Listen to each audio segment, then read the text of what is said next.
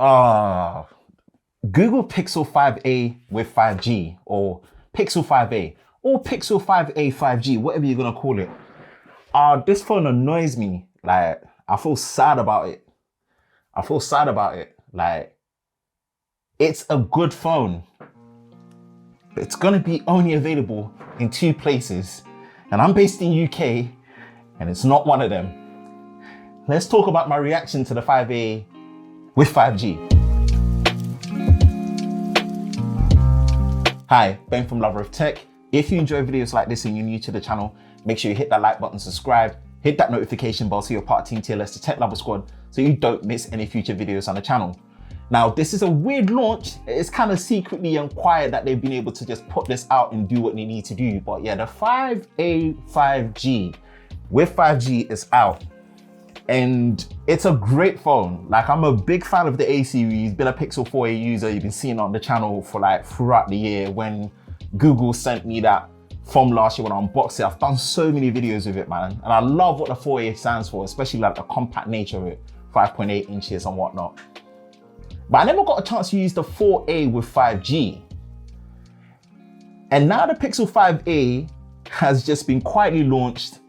And this is not going to be a review. I, of course, do not have it. I definitely recommend, though, you do go check out Scott Peachy, the homie Scott Peachy, Mr. Technically Speaking, did a great review on it. My guys had it for like almost 2 months. Scott, you ain't got to lie, Scott. You ain't got to lie. But you know, yeah, Scott's like the GOAT when it comes to these Pixel embargo videos, man, and launches. So shout out to him. Definitely, we'll link it in the cards below, in the description.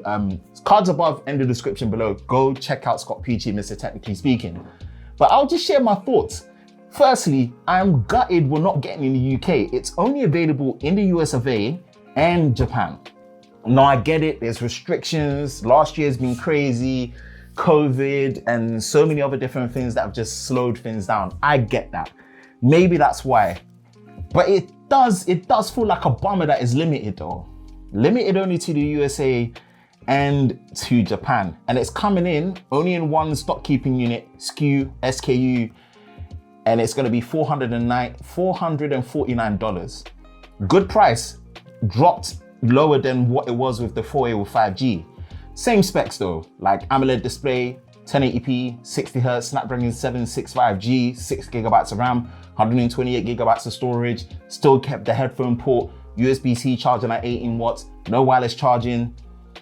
Same dual cameras when it comes to 16 megapixels for the ultra wide as well as 12 for the main, and the same selfie as well, 8 megapixels. It's the same phone it looks like, but to the finer details, it's using a metal unibody design in that soft material. It does have ingress protection at IP68, so there is some water resistance to it, 1 meter for 30 minutes. So that's good. So that's a durability improvement, especially for a lower price as well. They removed the laser assisted focus as well, but I don't know if that's going to really affect it. It's a great phone. Rear fingerprint scanner, which is great. It's a great phone. It's a great phone. But the second thing is, why? Like, it just feels so similar to the 4a with 5G that unless you need, I don't know, unless you need a really bigger battery, because the battery capacity has increased like to 4,680 from like 3,885, so that's good. That's probably the biggest Pixel battery that you've had in a phone so far, which is a good look. Maybe until the Pixel 6 Pro, because apparently that's meant to have a 5,000 milliamp hour battery in there. It's a good phone, but the fact that it's limited in regions to only USA and Japan, and it's so similar to the 4a with 5G, I'm like, oh, why? So, should I be annoyed because technically the 4a with 5G feels so similar? Is it really important enough to have the IP67, the metal design, the much bigger battery? I guess so to an extent. But either way, I would have still loved to have seen it because obviously the lower price, it sits there. Yeah, I'm sad. This is not a review. I like what the 4a stands for. It looks good. And before we all say it looks the same, bruv, Apple recycle designs over and over again. This is not necessarily a bad thing. I'm just more gutted at the availability. And then the second one is the fact that it feels very similar to the 4a with 5G. Google, Us lot of Team Pixel over here in the UK would love the 5A, you know, with 5G. Just saying. Like, we're fans of the A series for Pixel.